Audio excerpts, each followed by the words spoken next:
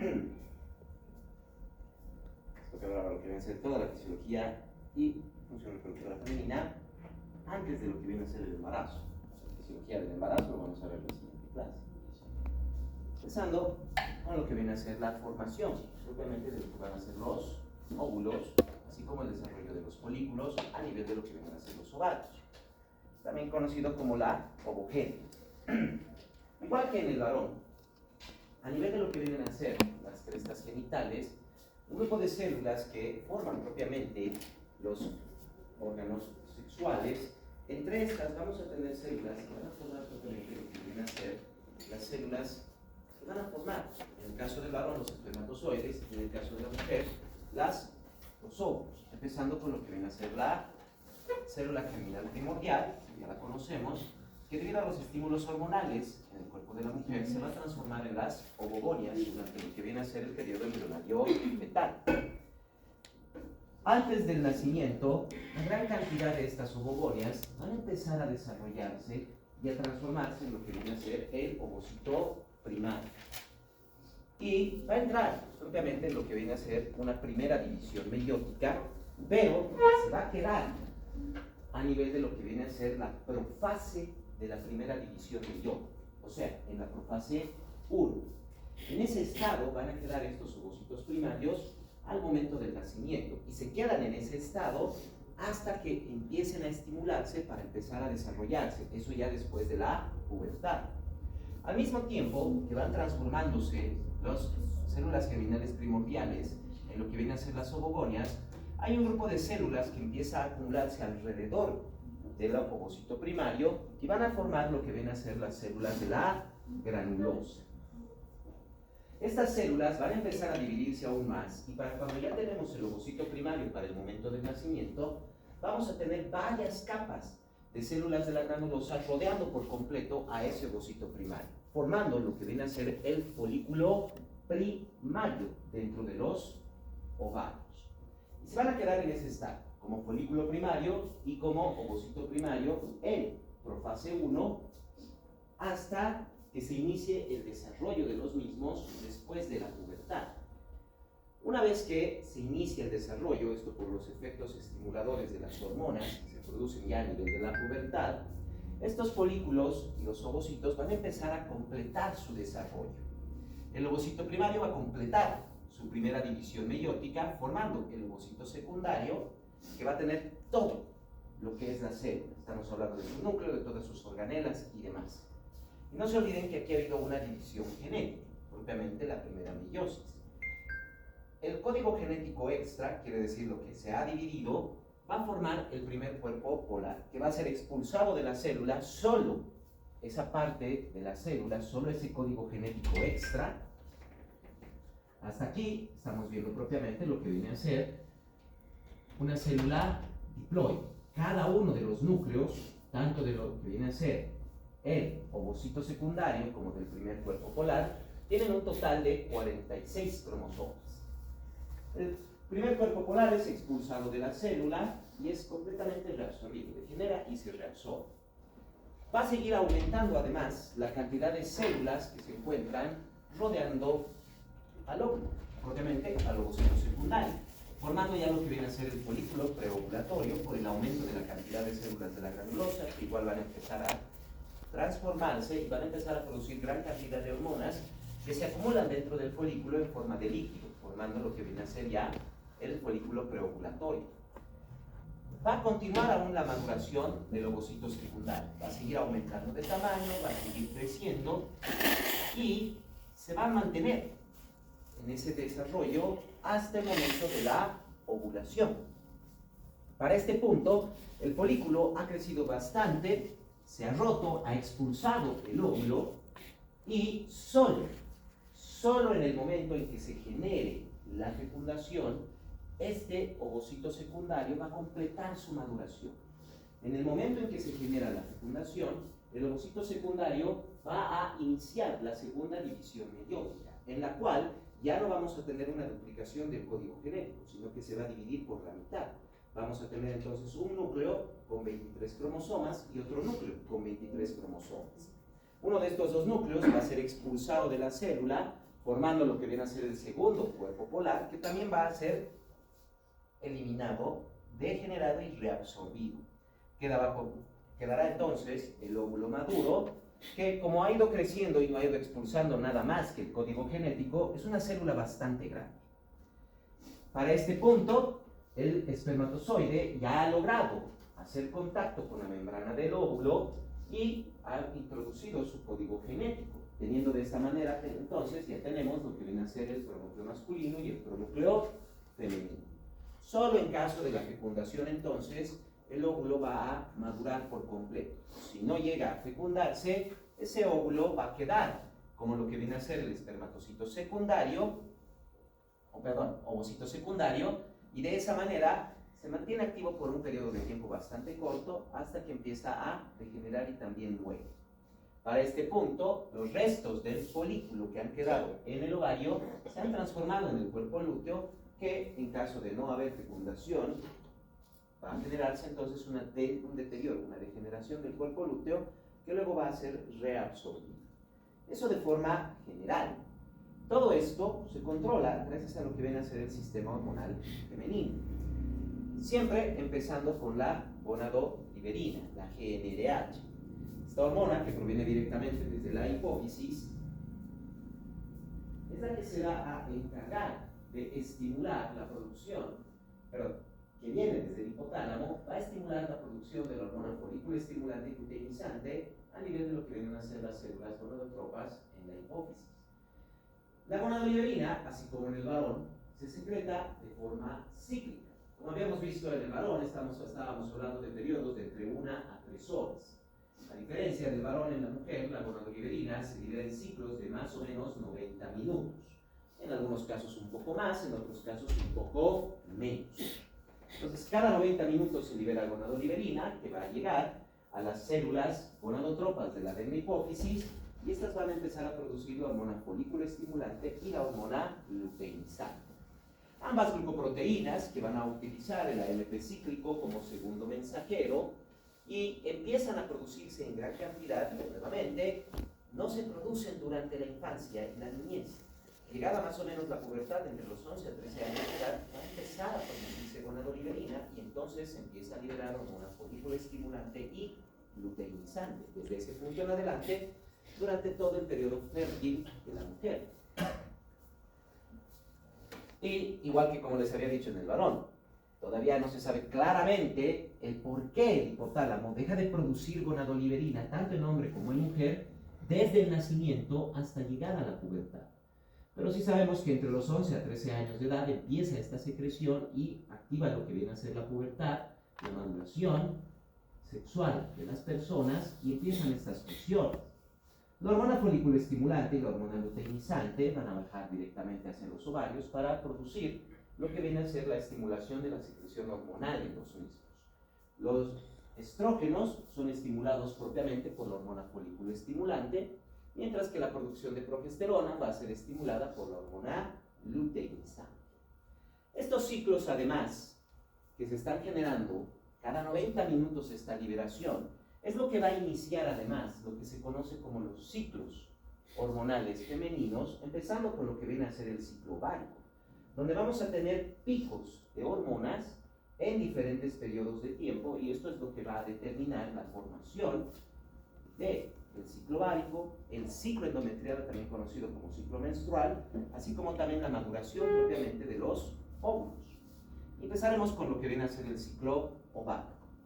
Tiene una duración aproximadamente de unos 28 días en la mayoría de las mujeres, pero puede ser tan corto como 20 días o tan largo como incluso 45 días.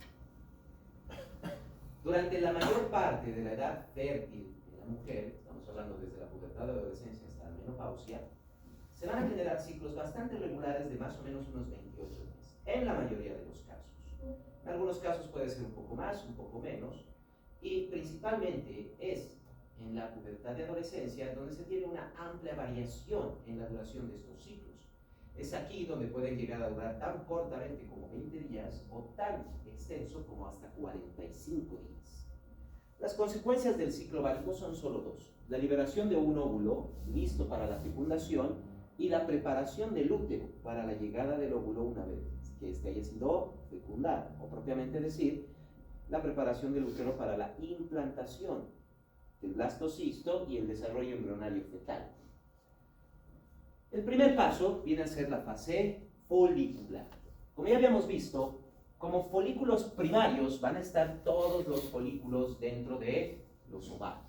Al momento del nacimiento se tienen aproximadamente entre 1 a 2 millones de folículos dentro de los ovarios. Claro, durante la niñez y adolescencia algunos de estos van a ser reabsorbidos, que no logran mantenerse, y los demás van a mantenerse en ese estado de suspensión. Como habíamos visto propiamente, las células de la granulosa, y adentro vamos a tener lo que viene a ser el ovocito primario, que está detenido en la profase 1. En el momento en que se genera el estímulo, la llegada de la hormona folículo estimulante y luteinizante, será la hormona folículo estimulante la que va a empezar a iniciar el desarrollo y la maduración del folículo y del óvulo, provocando en primer lugar que algunos folículos empiecen a desarrollarse, no todos.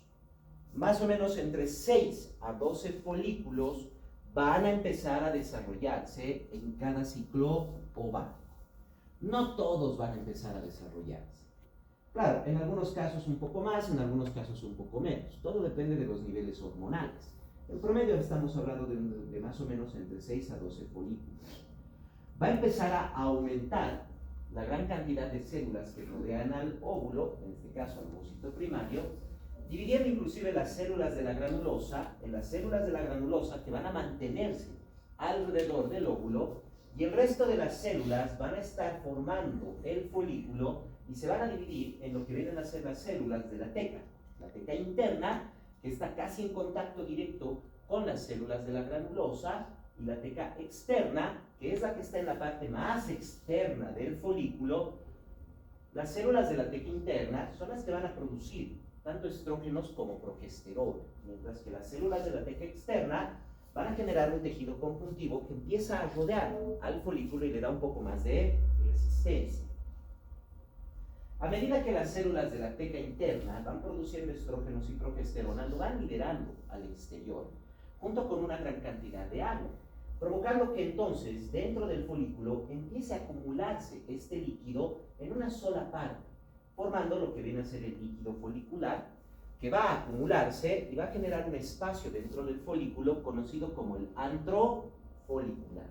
Para este punto ya ha completado el ovocito primario su primera división meiótica y se ha transformado en el ovocito secundario. Y se va a mantener en ese estado hasta el momento de la fecundación. Se ha liberado el primer cuerpo polar, que ha sido degenerado y reabsorbido. Sigue el estímulo de la hormona folículo estimulante y luteinizante. Va a generar entonces que más o menos empiece a incrementar aún más la cantidad de líquido dentro del folículo, dándonos lo que ya viene a ser el folículo antral y luego el folículo vesicular. En el folículo antral encontramos ya el antro con una gran cantidad de líquido, pero para lo que viene a ser ya el folículo vesicular, la mayor cantidad de líquido se ha generado, que ya rodea casi por completo lo que viene a ser al ovocito secundario con las células de la granulosa, y que básicamente ya está formando lo que viene a ser una vesícula dentro del mismo folículo. Hay una gran cantidad de estrógenos que se producen gracias al estímulo de la hormona folículo estimulante y de progesterona en este líquido, por lo que viene a ser el estímulo de la hormona luteinizante, la cual también estimula la proliferación de las células, tanto de la granulosa, de la teca interna, como de la teca externa.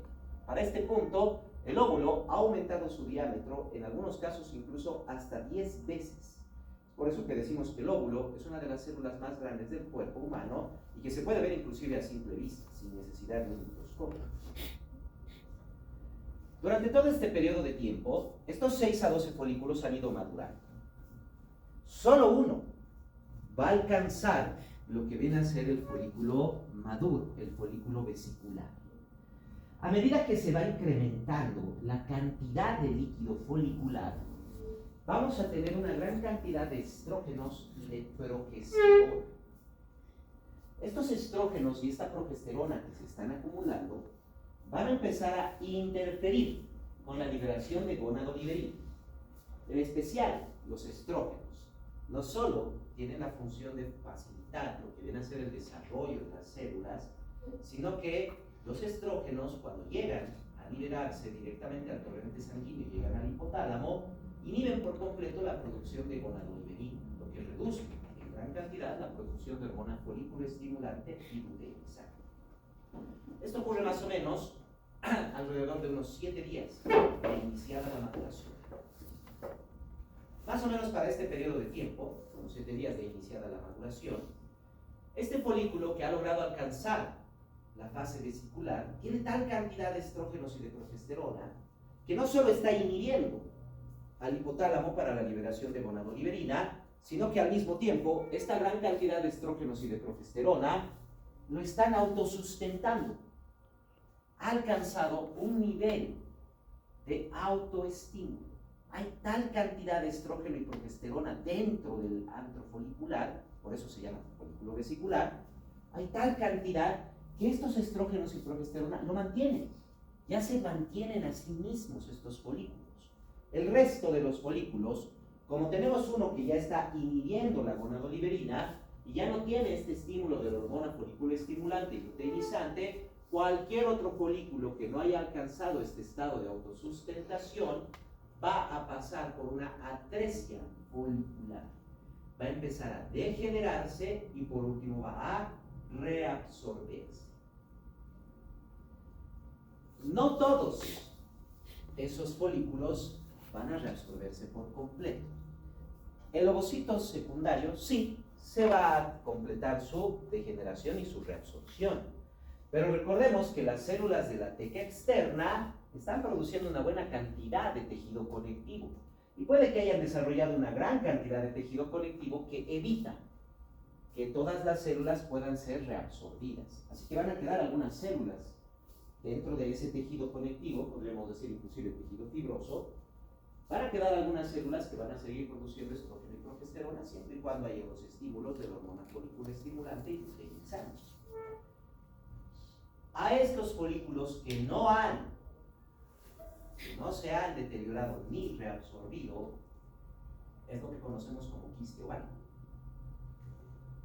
Son folículos que ya no tienen un óvulo, debían haber sido reabsorbidos por completo, pero como tenían gran cantidad de tejido conectivo no han podido reabsorberse y mantienen aún función de producción de estrógenos y de progesterona.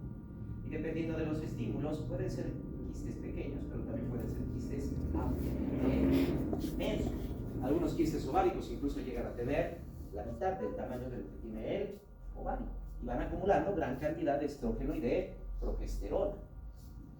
El folículo que se ha vuelto autosustentable ya tiene una retroalimentación positiva intrínseca que lo sigue haciendo madurar, que sigue estimulando la producción de estrógenos y de progesterona en sí mismo, generando entonces grandes cantidades de lo que viene a ser el líquido del antro folicular y va incrementando aún más ese líquido y crece más o menos hasta 1 o 1.5 centímetros de diámetro. Tomando en cuenta que el ovario tiene un diámetro longitudinal máximo de 13 centímetros, llega a tomar entre un tercio a una mitad de todo el espacio del ovario uno de estos folículos maduros.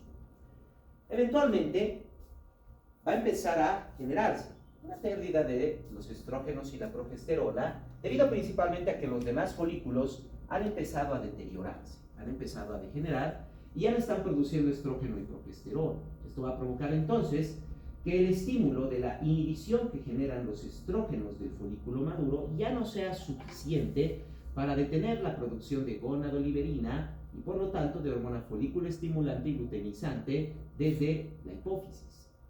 Aquí estamos hablando más o menos de la mitad del ciclo. Este periodo de tiempo va a provocar entonces que se genere un nuevo pico de hormona folículo estimulante y luteinizante. Como ya solo es un folículo y todos los demás ya han sido reabsorbidos, degenerados o directamente han dejado de producir estas hormonas, entonces se empieza a secretar una mayor cantidad de gonadoliberina. Esto va a estimular mayor producción de hormona folículo estimulante y luteinizante, las cuales van a bajar hacia el folículo y van a estimular aún más su producción de estrógeno y progesterona. Al mismo tiempo, Esto va a provocar que el folículo empiece a crecer mucho más por la acumulación de líquido y en la parte más externa, más superficial, la membrana va a empezar a distenderse. A esta membrana distendida es lo que conocemos con el nombre de estigma. Este estigma, que es ya tejido conjuntivo extremadamente ya tenso, ya empieza a inflamarse inclusive, va a llegar a romperse. Se rompe el estigma y todo lo que está dentro del folículo va a ser expulsado al exterior. Propiamente viene a ser la ovulación.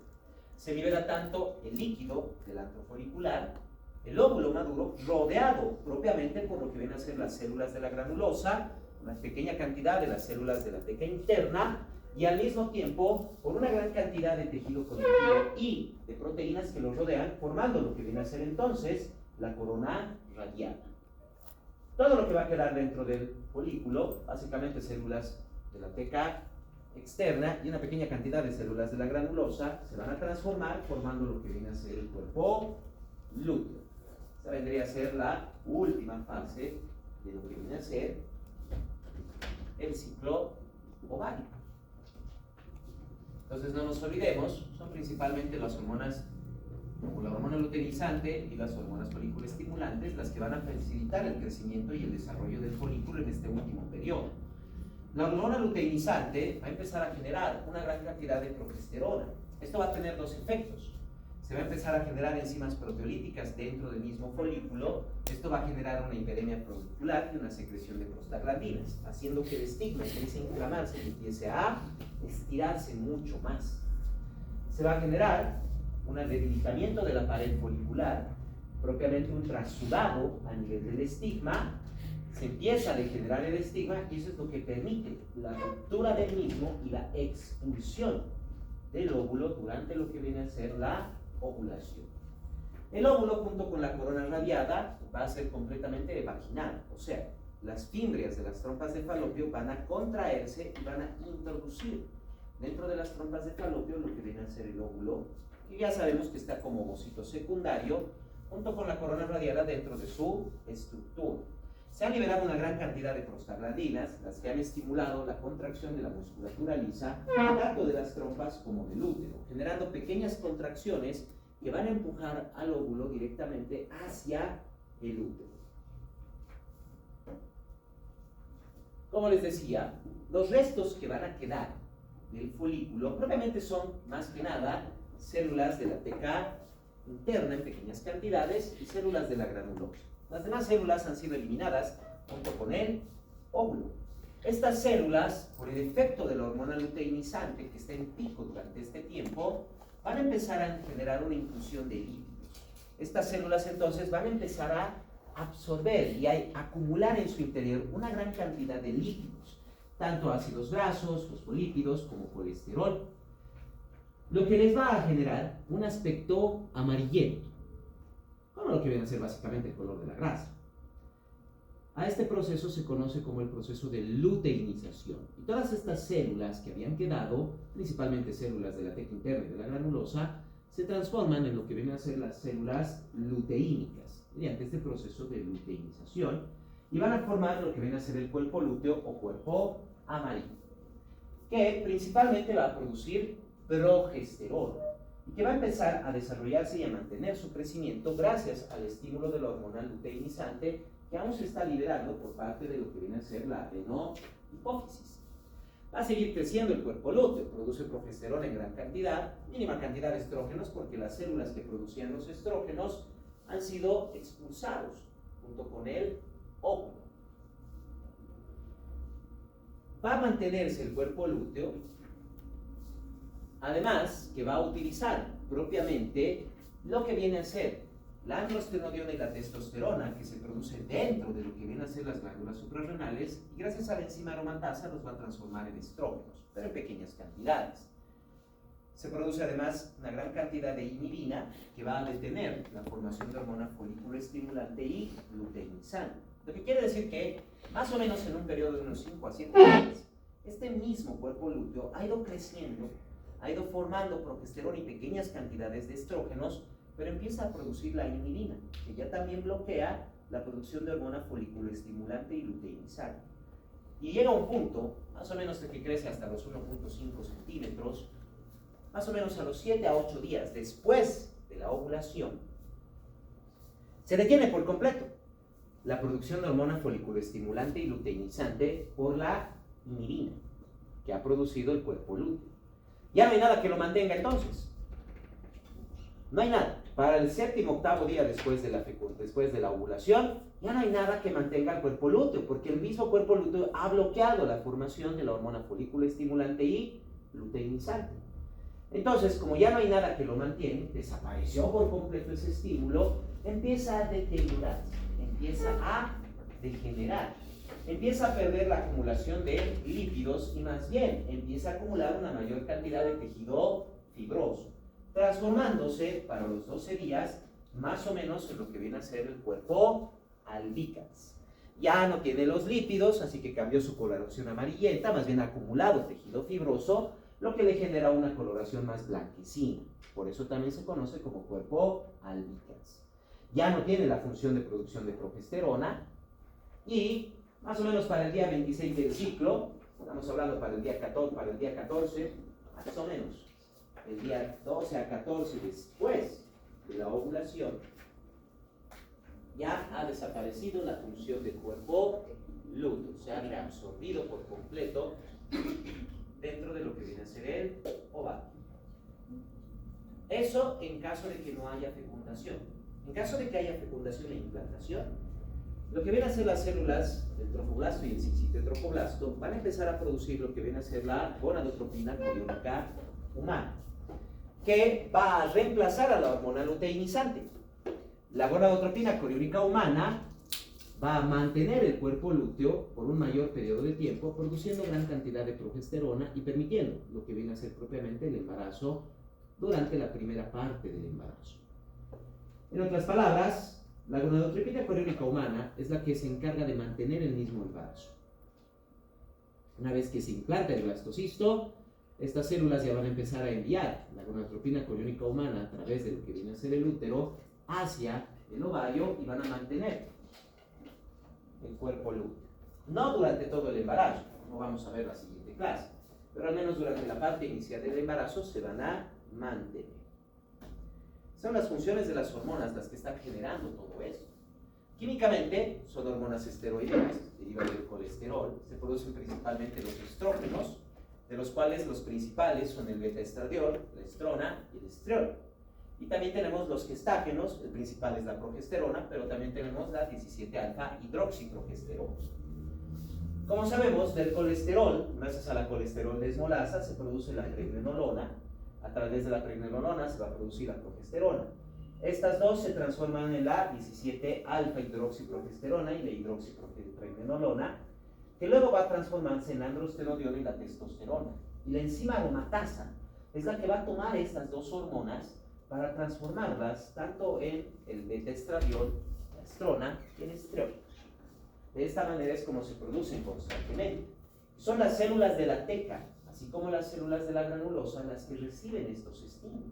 De hecho, las células de la teca tienen los receptores de la hormona luteinizante y tienen canales de la lipoproteína de baja densidad, del colesterol de baja densidad.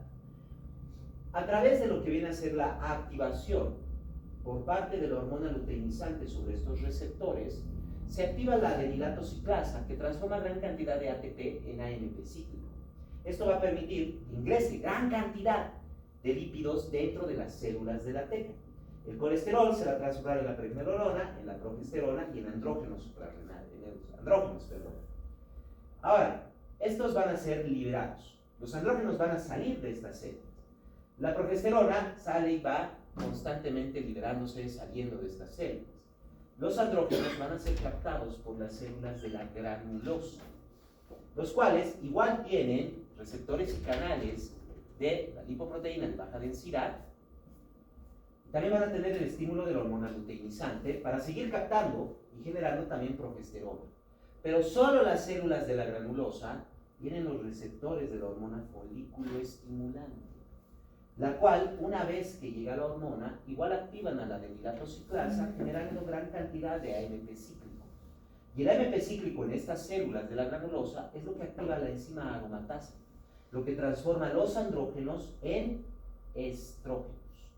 Así que vean, durante la ovulación desaparecen estas células. Solo queda una pequeña cantidad dentro del folículo y se mantienen muchas de las células de la teca, principalmente de la teca interna, que son las que producen progesterona. Como ya no están las células de la granulosa, la producción de estrógenos es mínima o casi nula por parte de lo que viene a ser el cuerpo lúteo.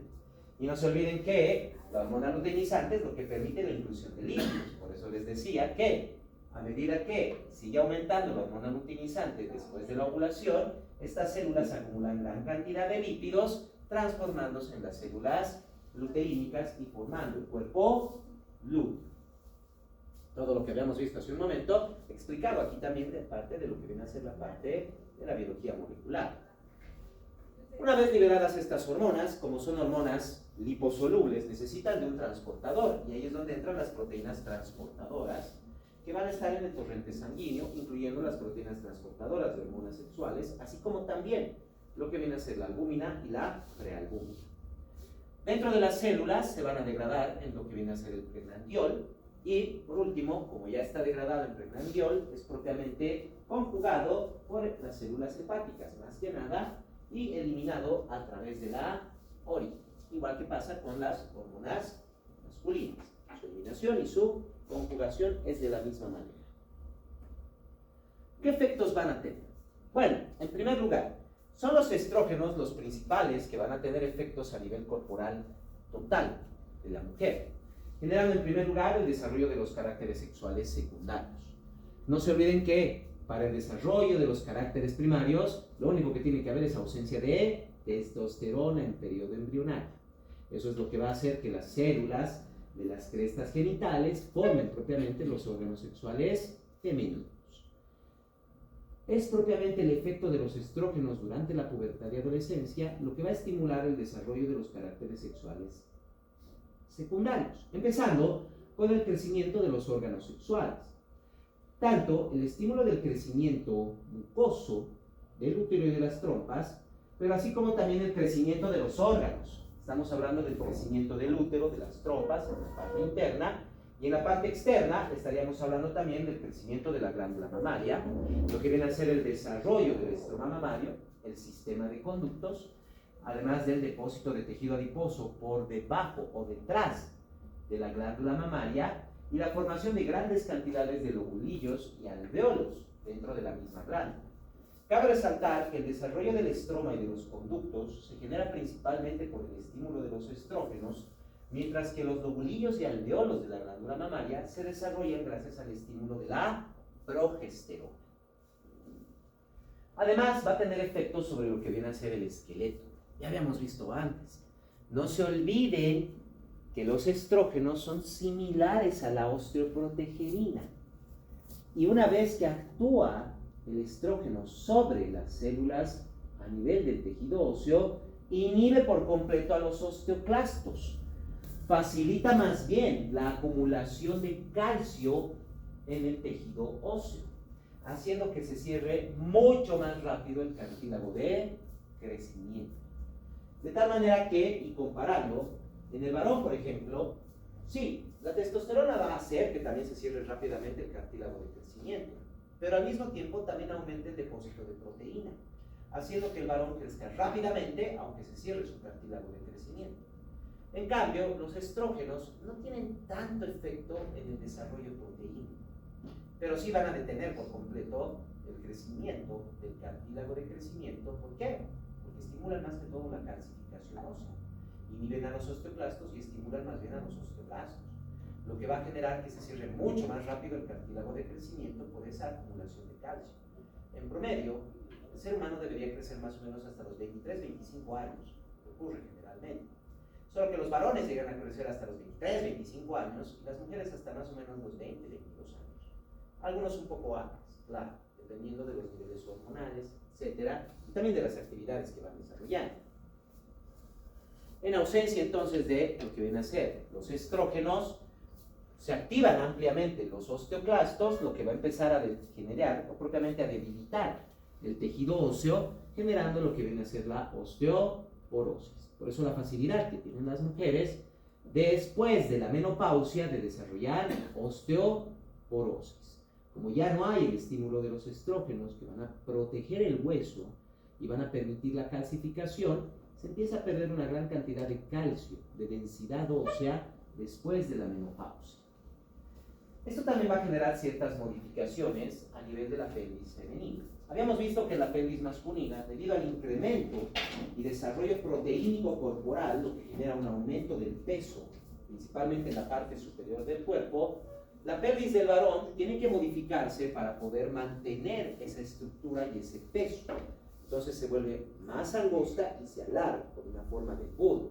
En cambio, en el caso de la mujer, no hay un crecimiento y desarrollo corporal tan amplio, no se acumula tal cantidad de peso en la parte superior, y más bien los estrógenos generan una relajación de los ligamentos, principalmente a nivel pélvico, lo que hace que la pelvis más bien empiece a aplanarse y a ensancharse, generando las modificaciones que habíamos visto, o mejor dicho, que han visto en la anatomía entre la pelvis masculina y la pelvis femenina, siendo que la pelvis masculina es angosta y alargada, mientras que la pelvis femenina es ancha y aplanada. Como les decía, no tienen los estrógenos tanto efecto como la testosterona y los andrógenos sobre la acumulación de proteínas en los tejidos corporales. Es muy ligero, aumenta levemente la producción de proteínas y esto aumenta levemente también el depósito de lípidos y de tejido adiposo. Pero sí puede provocar la acumulación de tejido adiposo en zonas específicas, propiamente detrás de la glándula mamaria y a nivel pélvico. Eso sí es lo que va a generar una acumulación de mayor cantidad de tejido adiposo a nivel de la glándula mamaria y a nivel pélvico.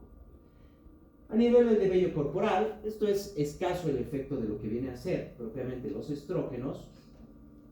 Es mayor el efecto por la producción de los andrógenos, tanto a nivel suprarrenal, pero no se olviden que las células de la teca producen también andrógenos que tienen que pasar a las células de la granulosa para que a través de la aromatasa esos andrógenos se transformen en los estrógenos. Así que sí, vamos a tener una buena cantidad de estas hormonas, lo que va a generar cierto desarrollo del vello corporal en el cuerpo femenino. Claro que no en tal cantidad como pasa en el cuerpo masculino. Pero no se olviden entonces, el desarrollo del vello corporal en el cuerpo de la mujer no es por el efecto de los estrógenos o de la progesterona, es por el efecto de los andrógenos que se producen tanto a nivel suprarrenal, pero principalmente a nivel de las células de la teca y que luego pasan a las células de la granulosa. Como no tenemos un incremento de gran cantidad de proteínas en el cuerpo, a nivel de la piel de la mujer no se vuelve tan gruesa como la piel del varón, lo que genera en primer lugar una textura mucho más blanda y suave a nivel de la piel femenina, y esto también permite que sea mucho más sensible. La piel del varón es extremadamente gruesa, lo que le quita una gran cantidad de sensibilización. En cambio, la piel de la mujer es más delgada, es más suave e inclusive permite mayor sensibilidad y hay mayor vascularización, lo que determina en primer lugar que a nivel de la piel en las mujeres se pierde más fácilmente temperatura que en el caso de los varones. ¿Y cuántas veces habrán escuchado esas discusiones? Que tienen que ver, por ejemplo, con el agua de la ducha, la cantidad de frazadas o sábanas que se tienen en las camas, etc. Los varones no sienten tanto frío como sienten las mujeres. Las mujeres realmente eliminan una gran cantidad de temperatura a través de la piel. Eliminan. Y no se olviden que también hay una variación en el grosor de la piel. Sensaciones que para las mujeres pueden ser intensas, para el varón puede ser menor, porque la piel es más gruesa, básicamente por las diferencias hormonales que se están generando. Y casi no tiene ningún efecto en el equilibrio hídrico y de electrolitos. En exceso se puede favorecer incluso la retención de líquidos o la retención de sodio a nivel renal, pero después no genera nada más, lo que también determina que las mujeres tienen una alta predisposición de lo que viene a ser la hipertensión y la diabetes por los efectos hormonales principalmente. Cabe resaltar además, muy importante, que todo esto depende de los niveles de estrógeno y de progesterona. ¿Y qué les había dicho hace un momento? No todos los folículos van a madurar. Durante cada ciclo ovárico, 6 a 12 folículos maduran. Perdón, empiezan la maduración. Pero solo uno va a alcanzar el estado de autosustentación y de maduración completa. Los otros tienen que ser reabsorbidos, tienen que degenerarse y reabsorberse. Pero habíamos visto que no todos se degeneran y se reabsorben, algunos se quedan. Y esos son los quistes ováricos. Pero tienen células de la teca y de la granulosa. Quiere decir que producen estrógenos y progesterona. Y esos sí nos pueden generar mayores alteraciones. Esos estrógenos y progesterona que producen los quistes ováricos, que son folículos que no han sido degenerados y reabsorbidos, pueden alterar por completo estas funciones hormonales. Lo que quiere decir que la enfermedad de poliquistes ováricos nos puede predisponer a la hipertensión, a la diabetes e inclusive a un mayor grado de osteoporosis, además de acumulación de líquidos y acumulación de calcio a nivel de los huesos. Son solo un efecto superior, nada más. Estamos hablando de mayor efecto de estrógenos y progesterona en el cuerpo de la mujer en caso de que existan los quistes ováricos. ¿Qué función va a tener la progesterona? En primer lugar, la progesterona promueve el crecimiento y secreción tanto a nivel del endometrio como a nivel de las trompas de falopio. Además que la progesterona se encarga de inhibir la contractura del músculo liso de las trompas y del útero. Entonces va a generar propiamente este crecimiento y secreción, empezando otro ciclo que está bien relacionado y sincronizado con el ciclo ovárico que habíamos visto. Y este es propiamente el ciclo endometrial mensual, o también conocido como ciclo menstrual. Como es un ciclo, también tiene sus fases. Así que empecemos con lo que viene a ser la fase proliferativa.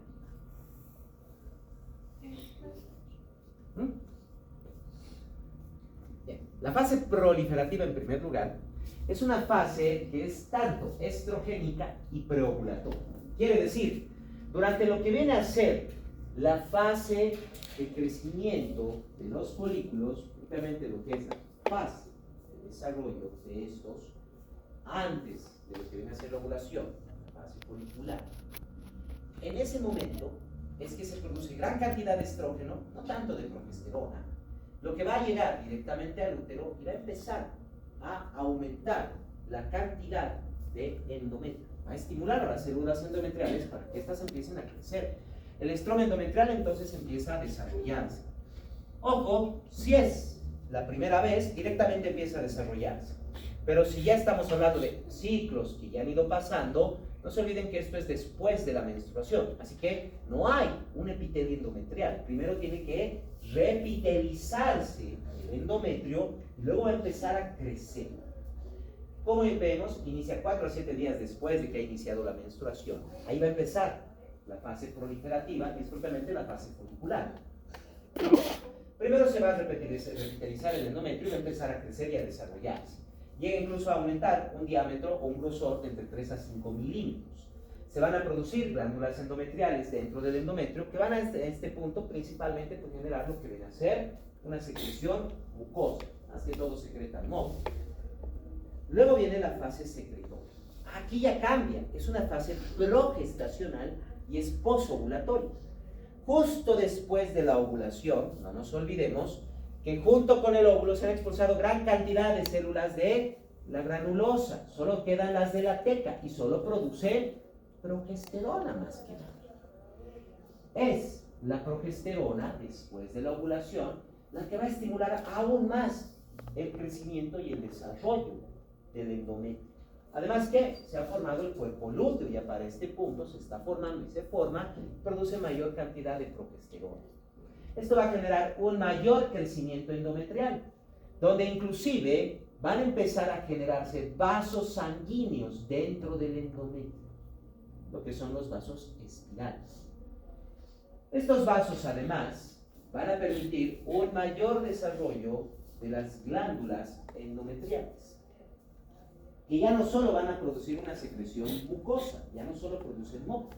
Las glándulas endometriales van a empezar a generar una mayor secreción de sustancias, incluyendo nutrientes, transformando esa secreción mucosa en lo que viene a ser ahora la leche uterina. Una secreción mucosa mucho menos densa, pero que tiene gran cantidad de nutrientes, que se encargan principalmente de mantener los primeros días del ensambarazo a lo que viene a ser la mórula, propiamente hasta el cigoto. Una vez que se implanta, ya empieza directamente a consumir los nutrientes directamente ya a través del útero. Pero hasta la implantación es la leche uterina lo que está manteniendo propiamente desde el cigoto hasta lo que viene a ser el blastocisto, pasando por la mórula, etc. Para este momento, el endometrio engrosa otros 5 a 6 milímetros.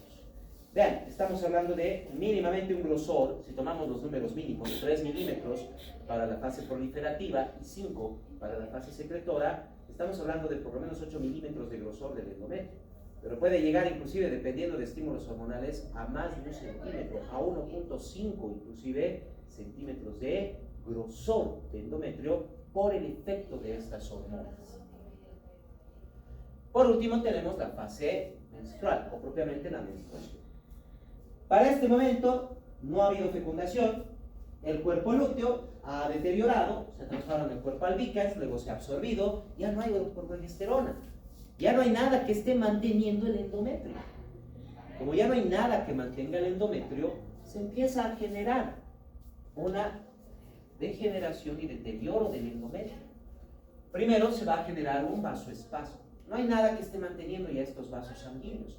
Los vasos espirales entonces van a contraerse y se detiene por completo el flujo sanguíneo endometrial, provocando que el endometrio mismo empiece a degenerar y empiece a desprenderse. Cabe resaltar algo muy importante. La leche uterina tiene también una enzima, la fibrinolicina, que propiamente se encarga de evitar la formación de coágulos sanguíneos. Así que el endometrio empieza a deteriorarse, empieza a degenerar y empieza a desprenderse.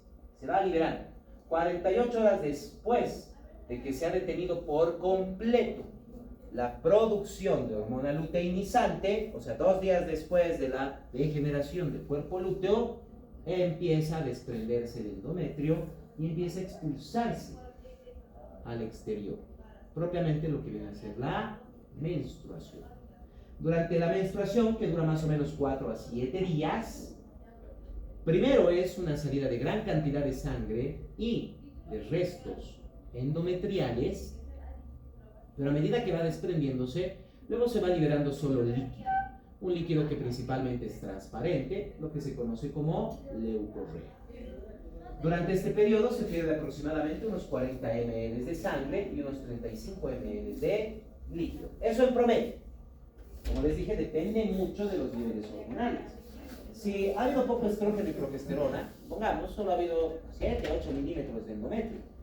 Van a ser unos 2 días de menstruación, un día de leucorrea y tal vez no se han perdido estas cantidades de sangre. Tal vez solo se han perdido unos 20, 25 ml de sangre y unos 15, 20 ml de líquido, nada más. Pero ¿qué pasa si hay enfermedad de quistes ováricos? Ese endometrio tal vez se ha engrosado hasta 1.5 centímetros. Estamos hablando del doble. Estamos hablando de una menstruación extremadamente amplia, 3 o 4 días, una gran cantidad de sangrado, que puede llegar inclusive hasta los 60 o 70 ml de sangre, con una pérdida de hasta 60 ml de líquido. Imagínense esto en un ciclo de 20 días. Básicamente la anemia es posible, ¿verdad? Todo depende de cómo están los niveles hormonales. Todo va a depender de eso. Y como les decía, una gran característica que tiene además el sangrado menstrual es que no puede coagular. Y eso los ginecólogos utilizan para diagnósticos de sangrados transvaginales. Si se tiene un sangrado transvaginal bastante amplio y que aparentemente no estaría relacionado con los ciclos, puede ser una enfermedad de quistes ováricos, puede ser otras situaciones. Pero ¿cómo podríamos determinarlo? Tomamos una muestra de flujo sanguíneo lo colocamos en una placa y esperamos unos minutos. Si en unos minutos ha coagulado, eso no es menstruación, sí hay un daño, hay alguna lesión, hay algo que está provocando la salida de sangre. Puede ser un desgarro a nivel vaginal, a nivel del cuello uterino, a nivel del útero, de las trompas, hay un sangrado. Pero si después de 6, 7 minutos, 10 minutos, 15 minutos, esa muestra de sangre no ha coagulado, es solo menstruación. Es solo menstruación, no es nada más. Entonces estamos hablando ya tal vez de algún desajuste hormonal, tal vez hay enfermedad de quistes ováricos, etc. Y sí, podrían estar pensando muchas, en especial las mujeres, que a veces sí ven como coágulos durante la menstruación. No son coágulos. Lo que están viendo ahí son fragmentos del endometrio. Fragmentos endometriales. Recuerden que el sangrado menstrual no puede coagular. Y lo que vemos como coágulos en realidad son fragmentos del endometrio que han sido desprendidos y eliminados. Y si es que alguien se está preguntando, ¿qué hay del síndrome premenstrual, verdad? Se están preguntando. Bueno, en primer lugar, ¿qué hemos visto aquí?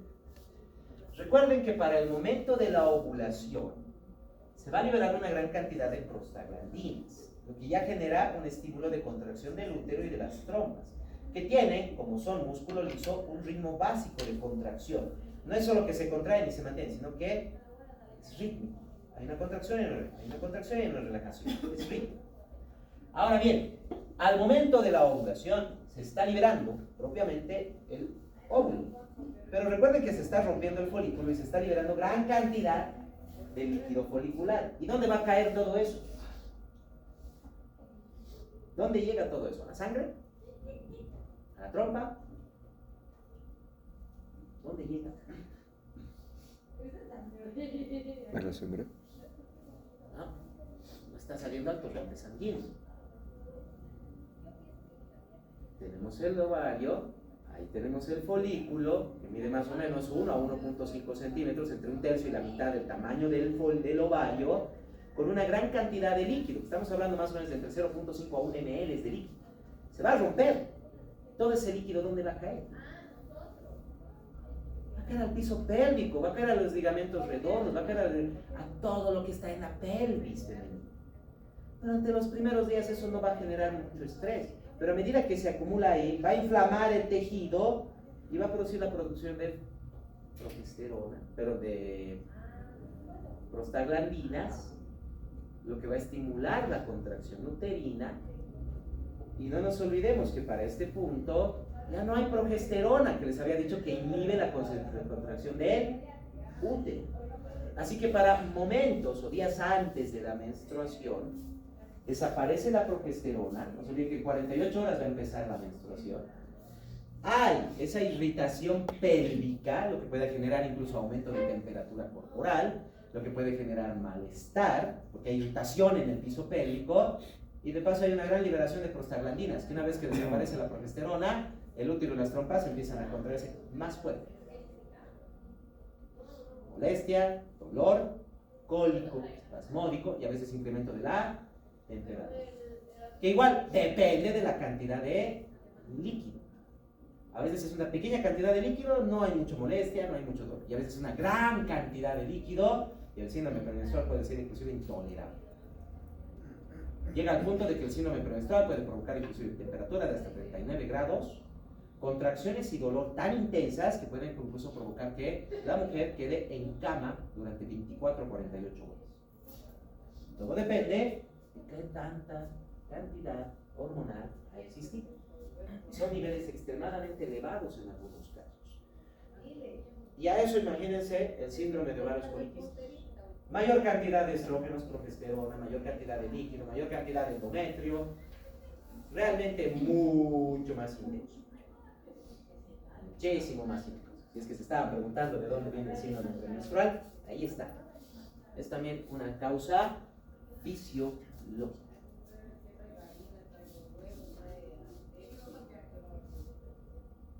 Y aquí un pequeño resumen de todo eso para que lo vayan comparando. Terminando lo que viene a ser ya un ciclo, justo después de la menstruación. Empezaremos con otro ciclo. Entonces, ¿qué vamos a tener? tenemos en primer lugar lo que viene a ser el desarrollo del endometrio, justo durante la fase folicular. 6 a 12 folículos empiezan a madurar, empiezan a formar estrógenos, progesterona, el estímulo de la hormona foliculoestimulante, luteinizante, la gonadoliberina. Al mismo tiempo, los estrógenos principalmente van a revitalizar el endometrio, va a empezar a aumentar su tamaño. Lo que viene a ser la fase proliferativa. Es estrogénica, muy poco de progesterona, se ha transformado el ovocito primario en ovocito secundario. Se va a generar entonces un nuevo pico, como habíamos visto, en 7 días va a empezar a generarse este nuevo pico. Para este punto, solo un folículo ha alcanzado el estado de autosustentación, todos los demás se han reabsorbido, algunos no, pueden quedar como quistes, y hay un nuevo pico de gonadoliberina, hormona foliculoestimulante y luteinizante, lo que va a provocar que este folículo aumente mayor cantidad de líquido y empiece a estirarse y a deteriorarse el estigma. Se rompe y el óvulo va a ser expulsado junto con el líquido del antro folicular. Queda dentro del folículo lo que viene a ser propiamente las células de la teca, más que nada, y unas cuantas células de la granulosa. Y gracias a que solo quedan las células de la teca, la hormona luteinizante va a permitir que esas células acumulen gran cantidad de lípidos, transformándose en el cuerpo lúteo, y que produzcan gran cantidad de progesterona. Ahí es donde viene la fase secretora, que es progestacional y muy pocos niveles de estrógenos. Durante la fase secretora va a aumentar aún más el diámetro o el tamaño del endometrio, inclusive generándose vasos sanguíneos, dando lo que viene a ser la transformación de las glándulas que hasta este punto solo producían un material mucoso, ahora van a producir la leche uterina, que no solo tiene moco, tiene mayor cantidad de nutrientes, es menos denso y también tiene la profibrinolicisina, que no permite que se coagule. ¿Hasta qué? Más o menos unos 7 a 12 días, el cuerpo lúteo va a degenerar por completo. No ha habido fecundación, no ha habido implantación, ya no hay gonadotropina, caen los niveles de hormona foliculoestimulante y luteinizante, y el cuerpo lúteo deja de acumular lípidos y más bien acumula tejido fibroso, se transforma en el cuerpo albicans, ya no está produciendo progesterona, han caído nuevamente los niveles hormonales y ya no hay nada que esté manteniendo el endometrio. Se genera un vasoespasmo, la degeneración del endometrio, y empieza a desprenderse, propiamente la fase menstrual. Y nuevamente puede iniciar el ciclo. Si lo vemos en periodos de tiempo, siempre tenemos que iniciar desde el primer día de la menstruación, como vemos aquí. Va a durar 4 a 7 días. Para el 7º día después de la menstruación, ahí va a empezar los nuevos picos hormonales. Ahí va a empezar la fase folicular, la fase proliferativa. 7 días después es donde tenemos propiamente la ovulación. Esto es un ciclo de 28 días, no se olviden. Esto va a durar más o menos unos 7 a 12 días, hasta el día 24-26. En ese punto es donde se produce la degeneración del cuerpo lúteo, y 2 días después, para el día 28, empezó la menstruación.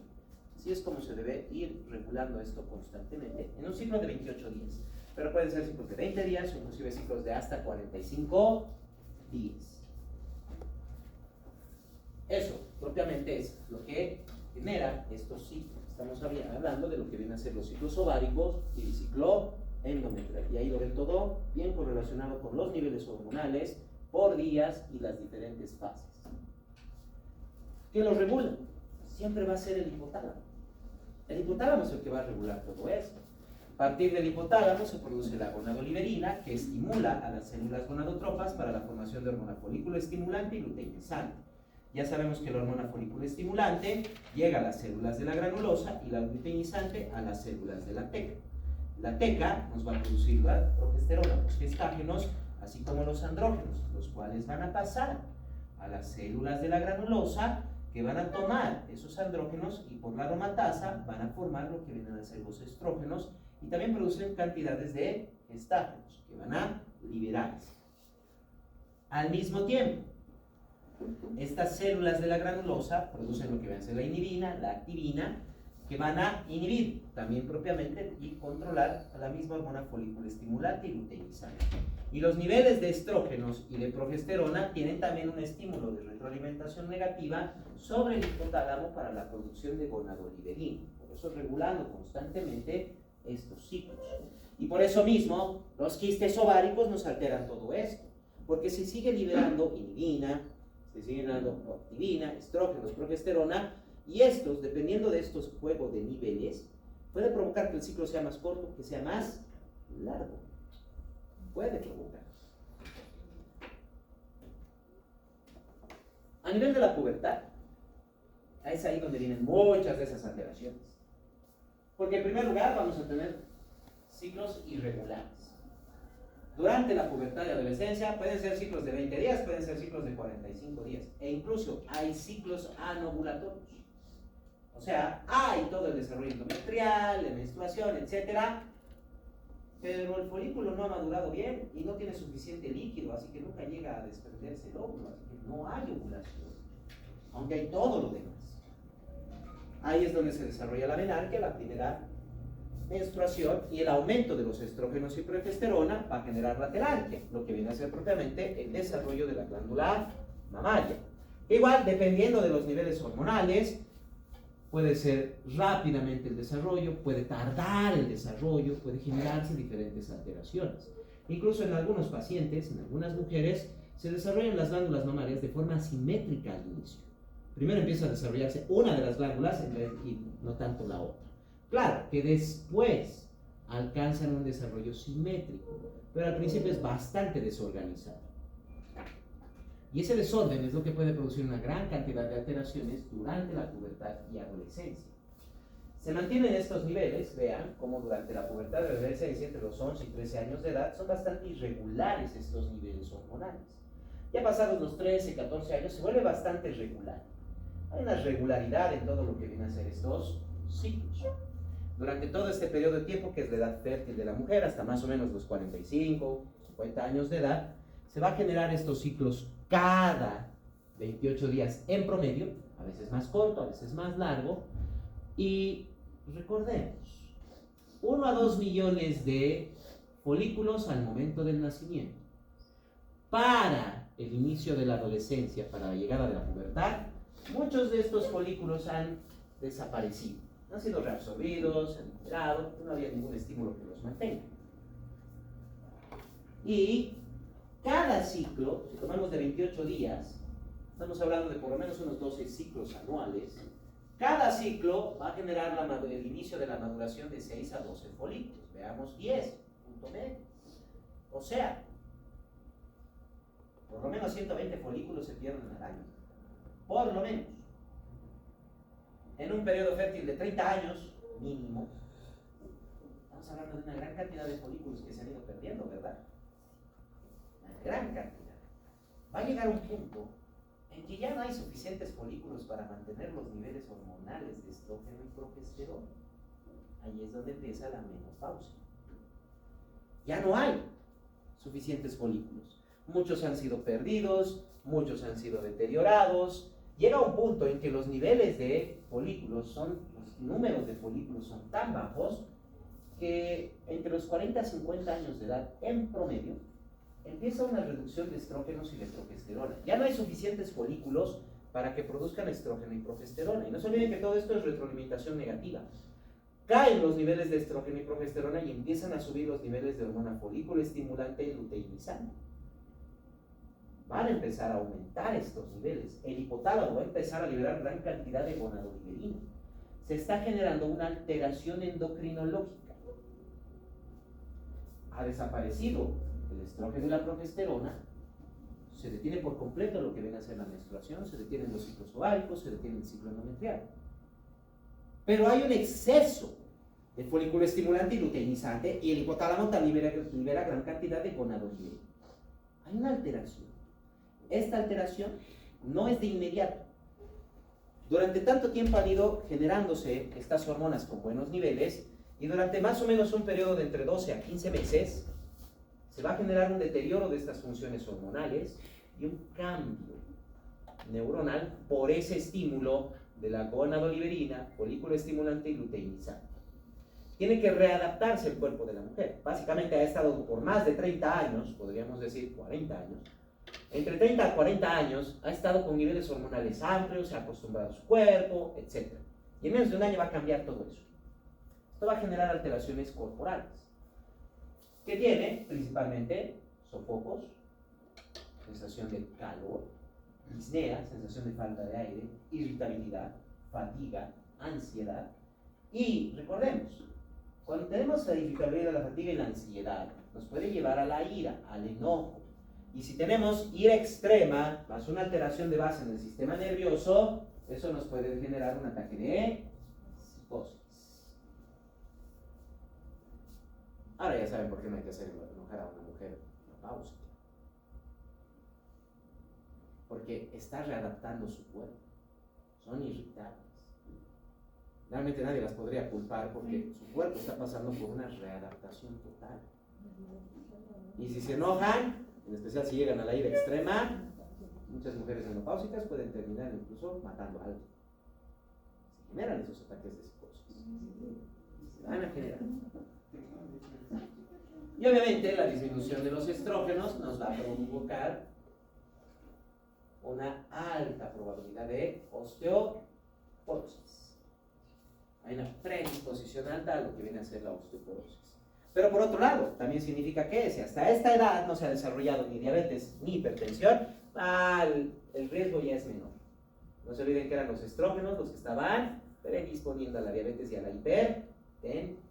Pero una vez que cae, si la mujer no ha desarrollado diabetes y hipertensión hasta la menopausia, ha disminuido su riesgo. Ha disminuido. En cambio, para el varón, más bien está aumentando. ¿Qué patologías tenemos? Bueno, el hipogonadismo, que nos puede generar una irregularidad menstrual e infertilidad o esterilidad, dependiendo del grado de hipogonadismo. Son casos extremadamente raros, ya que básicamente utilizamos una gran cantidad de hormonas constantemente para lo que viene a ser, por ejemplo, la regulación menstrual. Es justamente lo que estaba comentándoles hace un momento. Recuerden que en la pubertad los ciclos son bastante irregulares. ¿Y cómo lo solucionamos eso? Ginecológicamente hablando, es solo con la píldora anticonceptiva. Recuerden los blisters de píldoras, todos los que hayan utilizado o hayan visto, en el caso de los varones. Son de 21 o 28 tabletas, ¿verdad? Pero los que son de 21, todas son del mismo color. Y las que son de 28, hay otras 7 que son de otro color, ¿verdad? Son 21 de un solo color. Esas son hormonas, esos son estrógenos y progesterona. Las otras 7, que son de otro color, no son nada más que hierro y ácido fólico, nada más, ahí no hay hormonas. Lo que quiere decir que al tomar los anticonceptivos orales, son 28 tabletas en total, o 21 tabletas y 7 días donde no deben que tomar nada. O sea, un ciclo de 28 días. Lo único que hacemos con los anticonceptivos orales durante la adolescencia, y esto es muy importante para aclarar, es que estamos regulando los ciclos. Le estamos enseñando al hipotálamo cómo tiene que regular el ciclo, cuánto tiene que durar, cómo tiene que hacer todo. Eso, y muy importante, ¿por qué?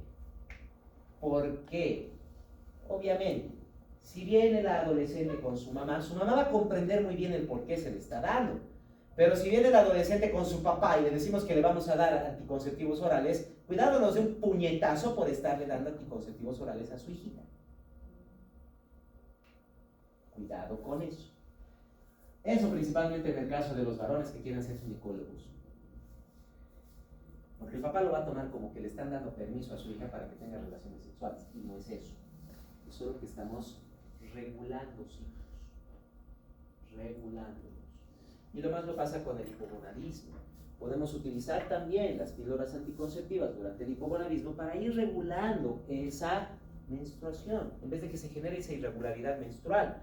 Porque pueden ser ciclos de inclusive 45 días donde no hay nada y luego viene un sangrado bastante profuso de hasta 12 días, lo que puede provocar una anemia. Por otro lado tenemos la hipersecreción, el hipergonadismo. Es extremadamente raro. Como acabamos de ver en los ciclos, los niveles hormonales femeninos realmente pueden ser extremadamente altos. Durante lo que viene a ser principalmente los principales picos, que son la ovulación, y durante lo que viene a ser inclusive antes de la menstruación, los picos hormonales pueden ser extremadamente elevados, pueden ser niveles que están exorbitantemente altos, pero completamente normales para esa mujer. No hay un parámetro realmente superior que podamos decir hasta aquí, nada más.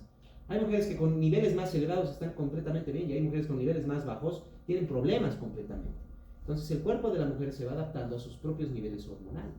Es extremadamente rara la hipersecreción y generalmente se la ve sobre todo en tumores del tipo de teratomas, donde vamos a tener células de diferentes tipos, donde incluso pueden haber células que produzcan estrógenos y progesterona.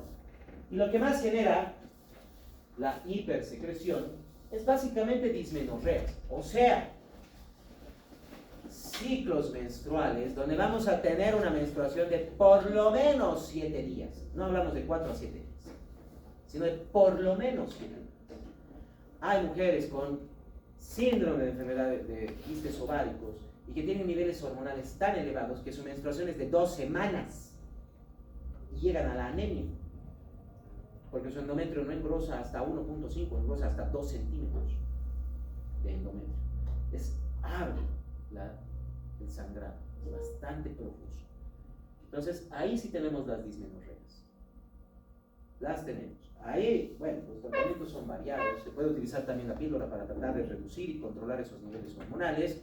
Pero si tenemos básicamente lo que son quistes ováricos, la única solución es sacarlos. La única solución es entrar. Se puede hacer de 2 maneras.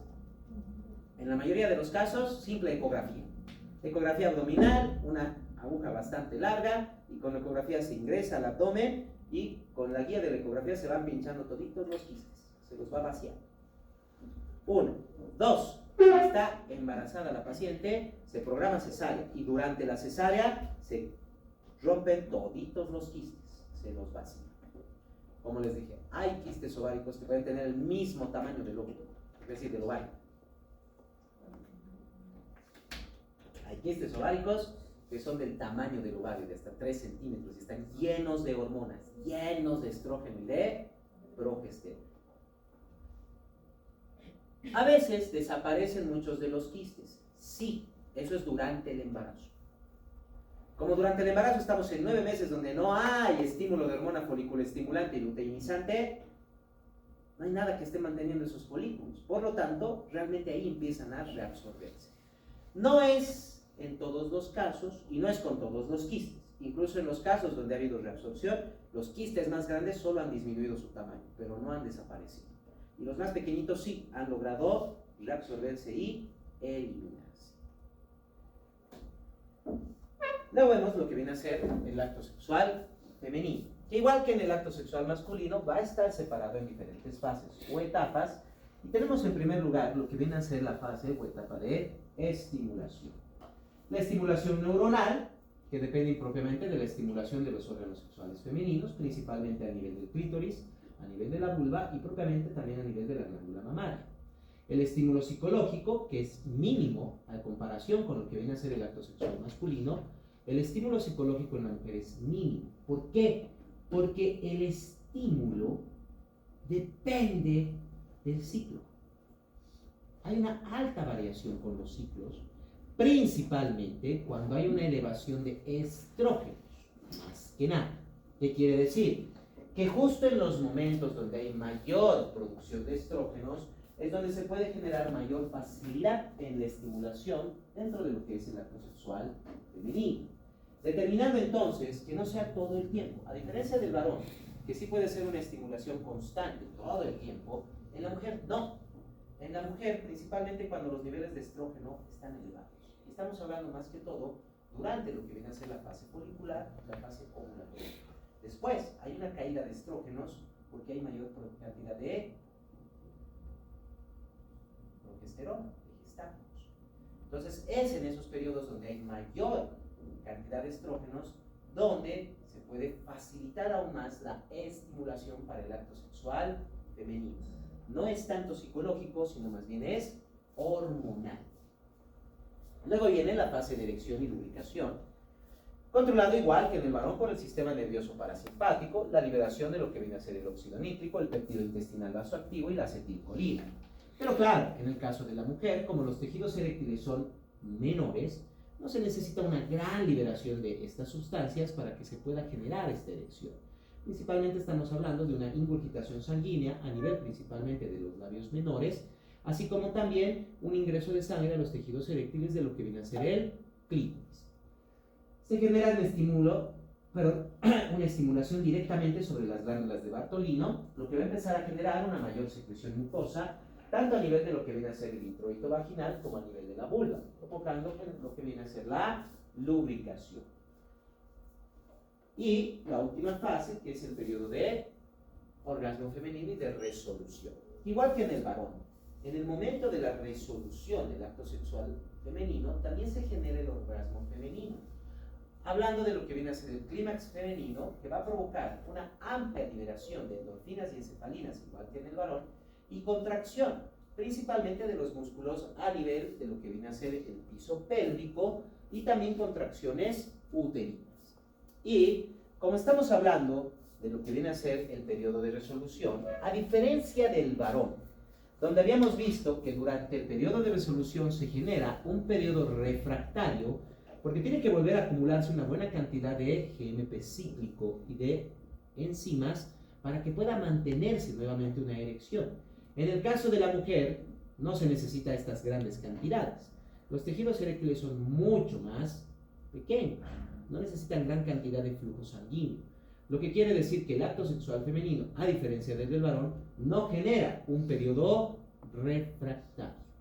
No lo genera. Si se genera nuevamente una estimulación, puede iniciarse nuevamente el acto sexual femenino. En cambio, en el varón, depende de ese periodo refractario. Y para terminar, y es muy importante ver, la fertilidad. En el caso del varón, una vez iniciada la pubertad de adolescencia, mientras no haya ninguna alteración en la formación de espermatozoides o en la cantidad de estos, hay fertilidad constante. Constante, todo el tiempo, hasta la muerte. Si bien a partir de los 60-65 años de edad hay una disminución hormonal y de funciones corporales, pero no se detienen por completo estas funciones.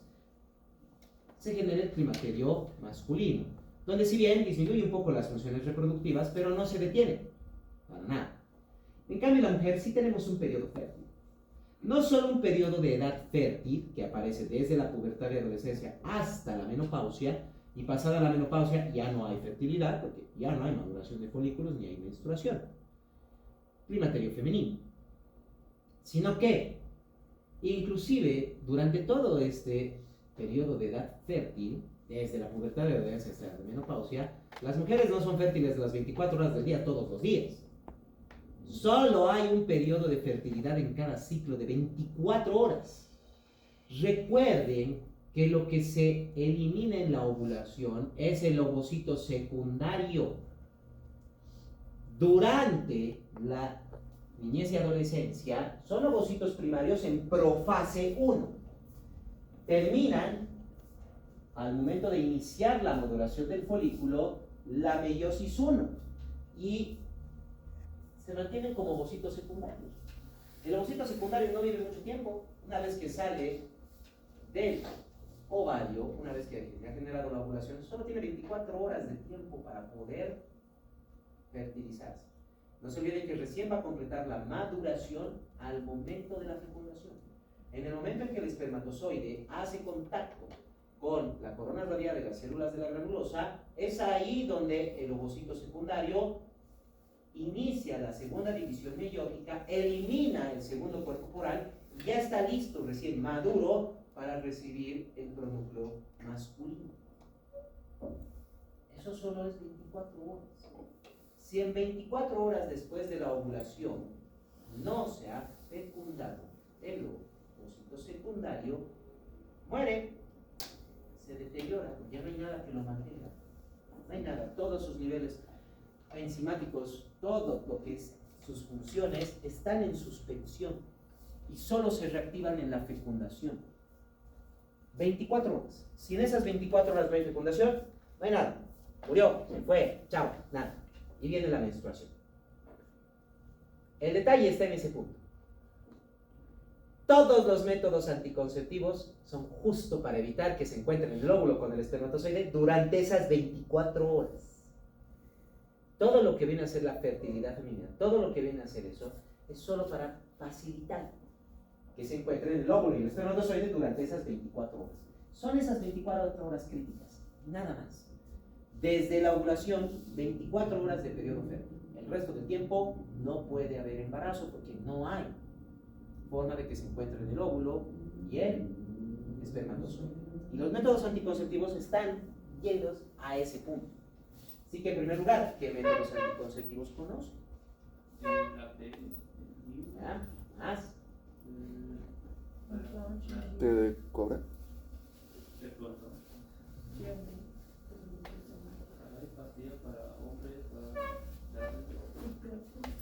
Este dispositivo, Conocen varios, pero les está faltando algunos. el preservativo, el que se llama chip,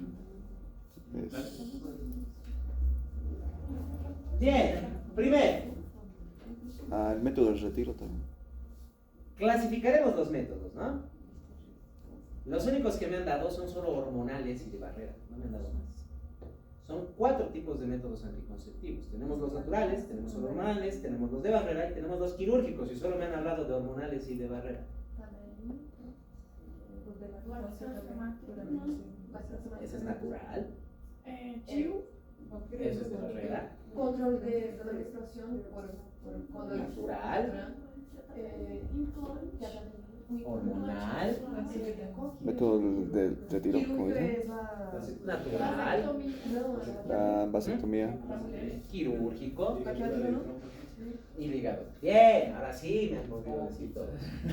Es interesante que les pregunto métodos anticonceptivos y solo me mencionan unos cuantos. Posiblemente porque son los que más conocen o los que más utilizan. Pero se olvidan de los otros métodos. Sí, utilizan hormonales y de barrera, pero ¿qué hay de los quirúrgicos y qué hay de los naturales? Se están olvidando de esos métodos. Bien, en primer lugar, para lo que vienen a ser los métodos naturales, son los menos efectivos. Los menos efectivos. Empezaremos con el MELA, o sea, el método de lactancia. Bueno, el método de lactancia hasta hace algunas décadas funcionaba muy bien. Muy bien. ¿Por qué? Porque durante la lactancia, al momento de la lactancia, se produce una disminución de gonadotropina, hormona foliculoestimulante y luteinizante. Lo que quiere decir que durante la lactancia no va a haber maduración del folículo ni del óvulo. Eso es lo que hace funcionar el método de lactancia. Pero para que funcione adecuadamente el método de lactancia, estamos hablando de una lactancia de entre 2 a 3 horas de periodo. Hasta hace unas décadas sí se podía. Sí se podía. Pero en el mundo moderno, no. Porque las mamás máximo hasta los 2-3 meses están con tiempo. Después vuelven a trabajar. Y ahí, si bien aún mantienen la lactancia, pero ya no son periodos de cada 2 o 3 horas. Incluso ahí solo hacen lactancia 4 veces al día o 5, nada más. Porque si bien tienen horario de lactancia, pero no pueden estar todo el tiempo con el bebé lactando. No pueden. Lo que quiere decir que llega un momento durante el día que han pasado más de 2 o 3 horas donde no ha habido lactancia y empieza a liberarse gonadoliberina. No se olviden que se libera cada 90 minutos. Entonces ya con 3 horas ya son 2 periodos de 90 minutos. Y si no ha habido lactancia ya se empieza a liberar gonadoliberina. Va a haber hormona foliculoestimulante, luteinizante y va a empezar a madurar el folículo, el ovario. Así que actualmente no tiene tanta efectividad el método de lactancia. No lo tiene. De hecho, ha habido muchos casos ya en que el bebé apenas tiene 4 o 5 meses y la mamá ya está embarazada nueva. Entonces, ya no tiene ya tanta efectividad el método de lactancia. Con respecto a lo que estaban mencionando también de otro método natural, lo que viene a ser el coitus interruptus o propiamente el retiro. Tampoco es efectivo. Tampoco es 100% efectivo. Y eso es porque el líquido preseminal ya tiene espermatozoides. Y no se olviden que basta con que llegue uno al óvulo. Basta con que uno lo alcance. Claro, la probabilidad de embarazo es mínima, es muy, muy baja, pero aún así No es cero. existe.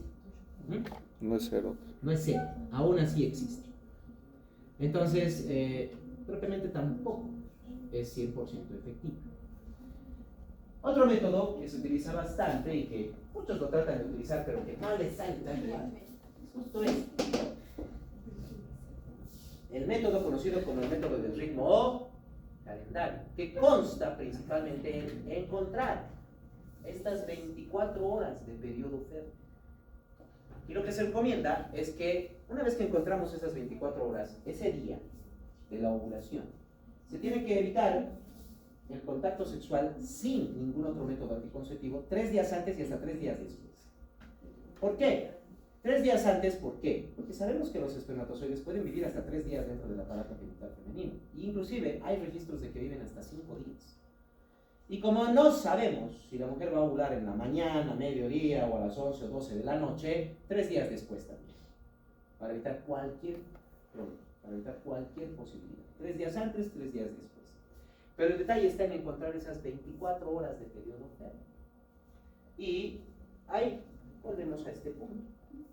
Ya habíamos visto cada uno de los periodos. Y aquí está el detalle más importante.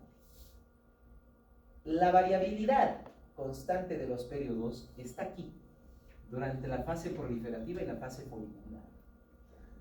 Está en este punto. Todo lo demás es casi fijo, es casi constante, todo lo demás. Puede variar bastante eso.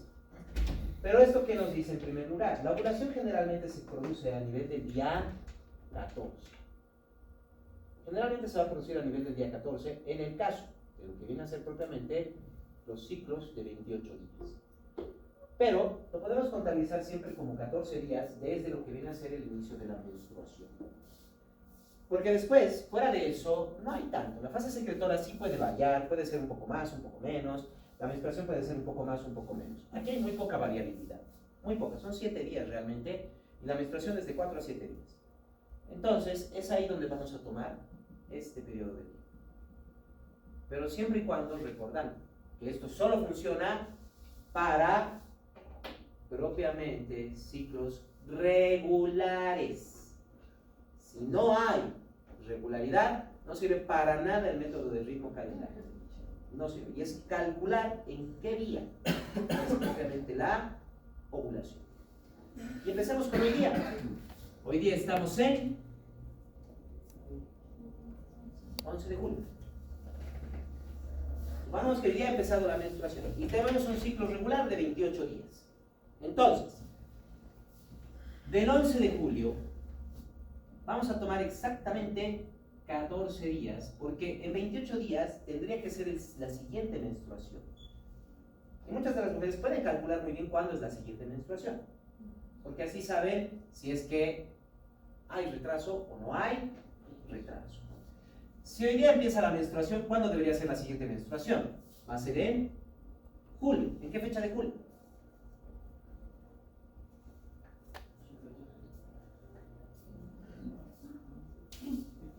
Para que puedan calcular fácilmente. Junio tiene 31 días, son 3 días más del 28. Entonces quítenle 3 días al 11. Exacto. La siguiente menstruación tiene que empezar el 8 de julio. Eso para que se mantenga claro, ¿no? En este día tiene que empezar la siguiente menstruación. Si no empieza aquí, se puede empezar 24 horas. Si no, hay un retraso y eso puede ser embarazo. Ahora, 14 días veamos desde aquí. A los 14 días tiene que ser la siguiente ovulación. O sea,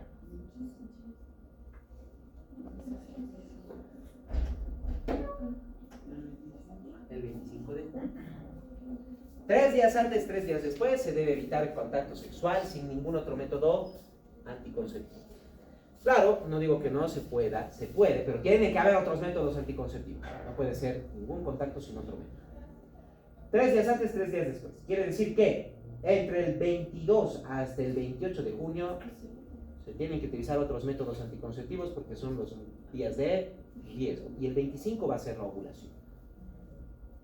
¿Cómo se puede además determinar que ese día es la ovulación, hay ciertos cambios por la parte hormonal en el aparato genital femenino y en el cuerpo de la mujer. En primer lugar, el moco cervical se vuelve menos denso.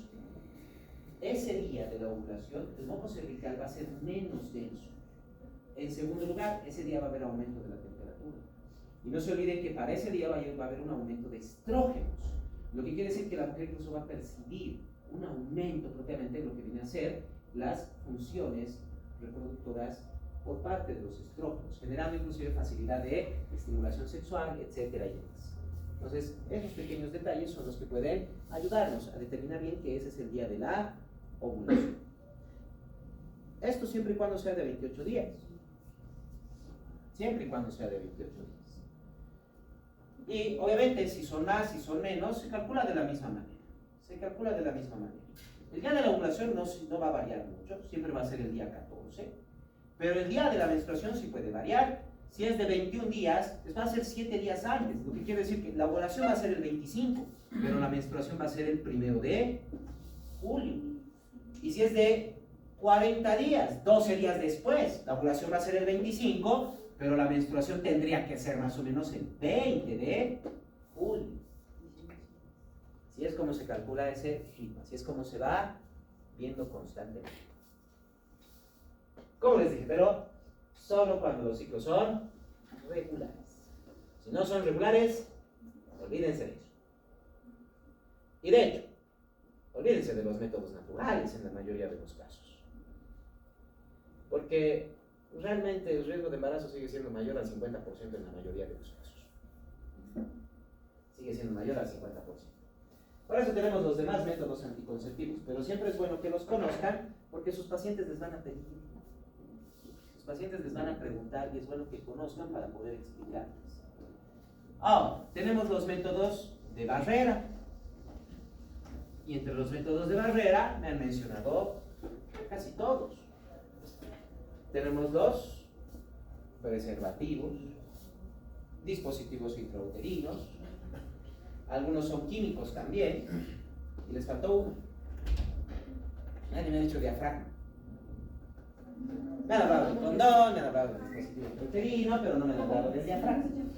Los métodos de barrera son simples, como indica el nombre, generan una barrera, generan una imposibilidad de paso del espermatozoide, de tal manera que no puedan encontrarse el óvulo y el espermatozoide para generar la fecundación. Ahora, siempre y cuando se los utilice adecuadamente. Siempre y cuando se los utilice adecuadamente. En primer lugar, los preservativos, tanto condón masculino o femenino como el diafragma, se tienen que utilizar antes del coito, durante y hasta después, no antes de la eyaculación. Porque tenemos el mismo problema que con el coitus interruptus. El líquido preseminal ya viene con espermatozoides. Ya vienen con espermatozoides. Se tienen que utilizar por eso antes del coito, durante y hasta después del coito, no en ningún otro momento. Muchas veces se puede utilizar solo el método de barrera, pero también vienen químicos, vienen con espermicidas. Tanto hay condones que ya vienen con el espermicida, pero también tenemos geles y cremas o espumas espermicidas, que se pueden utilizar también con el método de barrera de preferencia que se esté utilizando, ya sea el condón masculino, femenino o el diafragma. Por otro lado, tienen que ser además utilizados durante el periodo de tiempo que tienen vigencia. Cuidado si se esté utilizando un condón de 6-7 años de antigüedad. Eso va a permitir el paso también de los espermatozoides. Uno de los dispositivos de barrera más efectivos viene a ser propiamente el dispositivo intrauterino, tanto la T como la U de cobre. Son tanto de barrera como químicos. ¿En qué sentido? Primero, la T de cobre es bastante simple y la U de cobre, porque tenemos el cuello uterino y ahí va a estar propiamente. O sea, ya nos genera una barrera porque no permite. Aparte que genera cierta inflamación a nivel del cuello uterino, lo que cierra aún más el espacio para el paso de espermatozoides. ¿Y por qué el cobre? Porque el cobre acidifica el espacio, lo que genera muerte de los espermatozoides. Así que no solo impide su paso, también el cobre los mata. Los mata. Claro que el dispositivo intrauterino tiene su periodo de efectividad. A medida que pasa el tiempo, el cuello uterino se adapta al dispositivo, ya no genera tanto cierre, y segundo, con el tiempo también se deteriora el cobre y ya no mata tan efectivamente a los espermatozoides.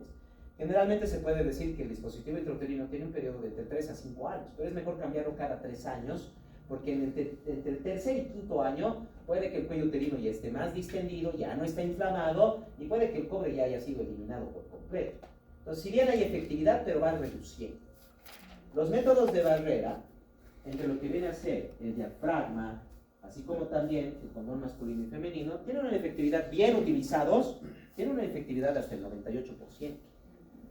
Bien utilizados. Pero la pregunta es, ¿realmente estarán bien utilizados? ¿Será? Depende de quién. Solo piensen bien, no necesito que respondan. ¿Cuántos de ustedes tienen un condón constantemente con ustedes? Y está en su caja, o lo tienen en su billetera o en su bolsillo, donde está siendo aplastado, golpeado, etc. Y donde incluso pierde el aire. Si la bolsa del condón no tiene aire, ya está dañado eso. Por eso les digo, bien utilizado también significa bien almacenado y transportado. Porque si lo tienen en su bolsillo, en su billetera, y ya no tiene aire, aunque hayan comprado hace 2 semanas el condón, ya no sirve. Ya tiene una efectividad máximo del 70%. No tiene más.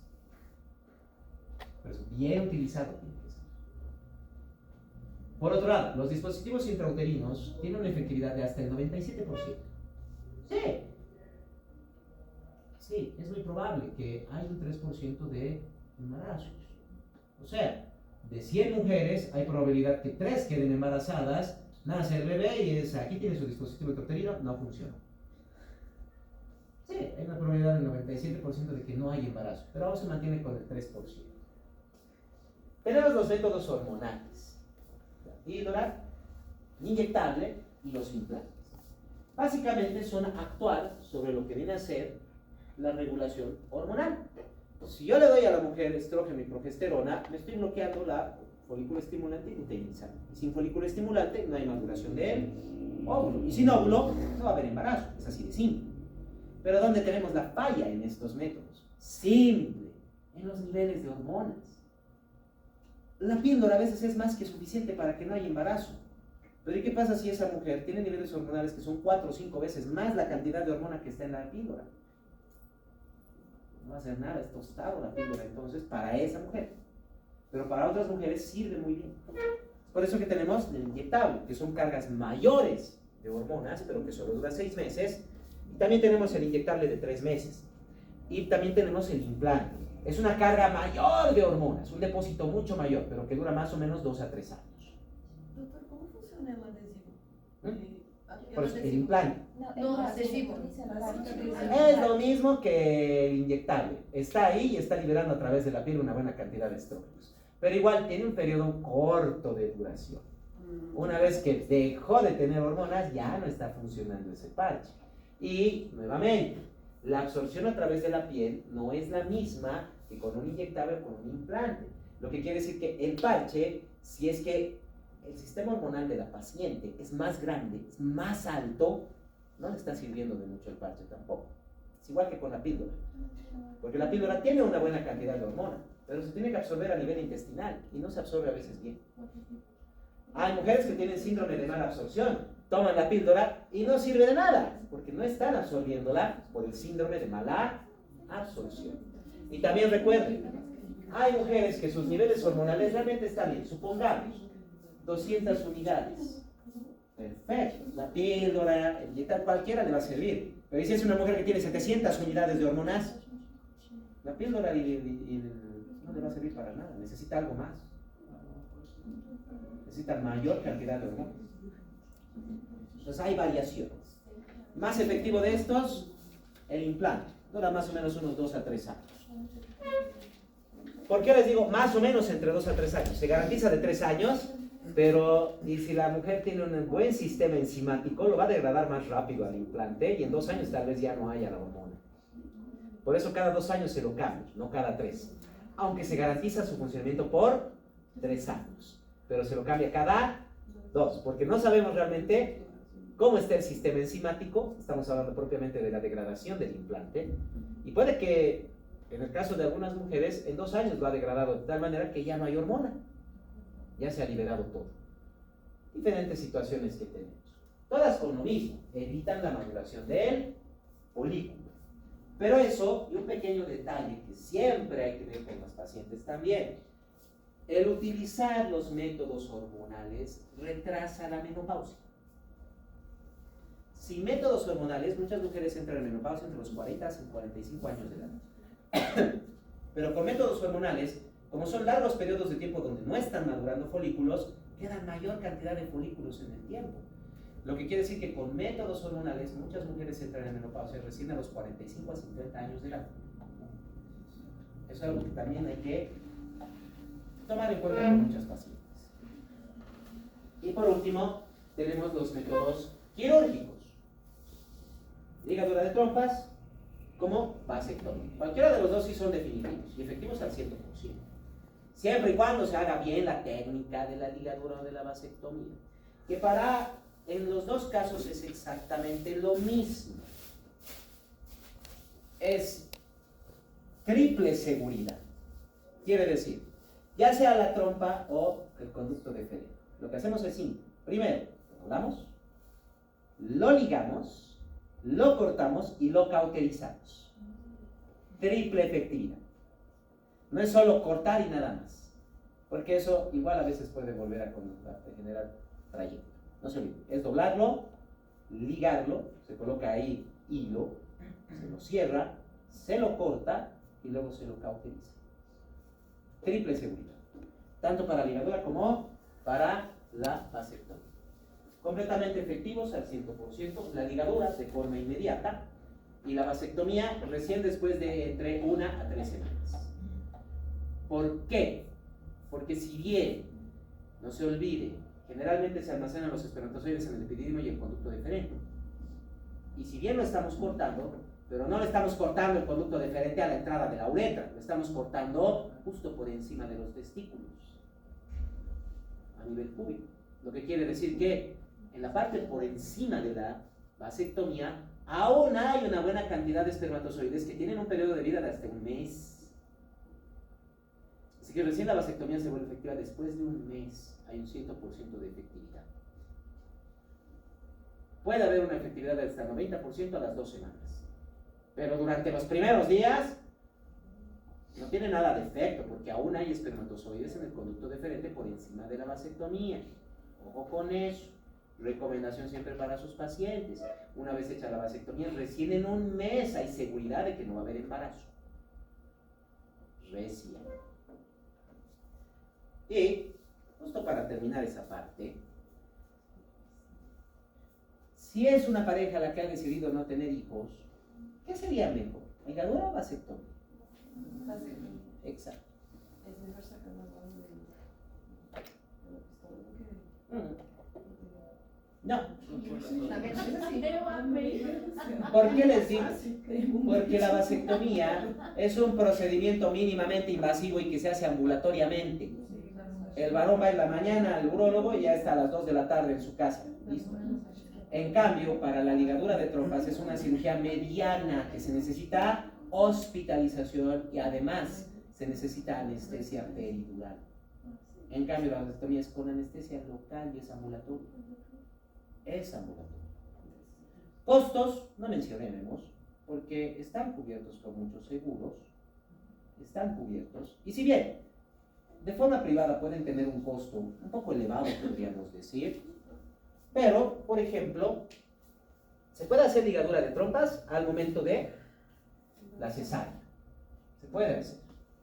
Sí, hay muchas mujeres que dicen, este es mi tercer hijo, no quiero tener más, por favor hágame la ligadura durante la cesárea. Perfecto, se hace, no hay problema. No hay problema. No se necesita del consentimiento del esposo en primer lugar, porque es una decisión de la madre, de la esposa. No se necesita del consentimiento. Claro que en muchos lugares, en especial en el campo, sí hay que informar al esposo, pero no se necesita de su consentimiento, pero sí de que se le informe. Sí de que se le informe, pero no necesita ser consensual. Aunque culturalmente en provincia, por ejemplo, se tiene la idea de que el esposo tiene que autorizar eso. legalmente no tiene que autorizar. Ojo con eso. Legalmente no tiene que autorizar. Pero sí se recomienda que en provincia, si es que va a haber esa decisión, sea consensuada, porque no queremos tener problemas después entre el esposo y la esposa, porque culturalmente los manejan de otra manera.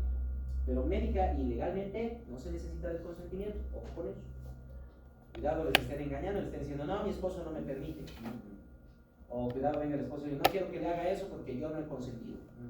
Aquí legalidad es difícil. Por otro lado, fuera de esa parte legal, entre lo que viene a ser la vasectomía y lo que viene a ser propiamente la ligadura, es mejor la vasectomía. No solo porque tiene menos riesgo, sino porque básicamente, por ejemplo, aquí lo que viene a ser CIES, que es el que se encarga de lo que es la salud sexual y reproductiva, cada 3 meses tienen campaña de vasectomía, cuesta 200 a 300 pesos. Así que si un varón quiere hacerse una vasectomía, basta con que tenga 300 pesos, va cuando tengan las campañas, y como les dije, es ambulatorio, va en la mañana al urólogo y para las 1 o 2 de la tarde ya está en su casa. Ya está en su casa todo tranquilo, en 5 a 7 días le retiran los puntos, se acabó todo.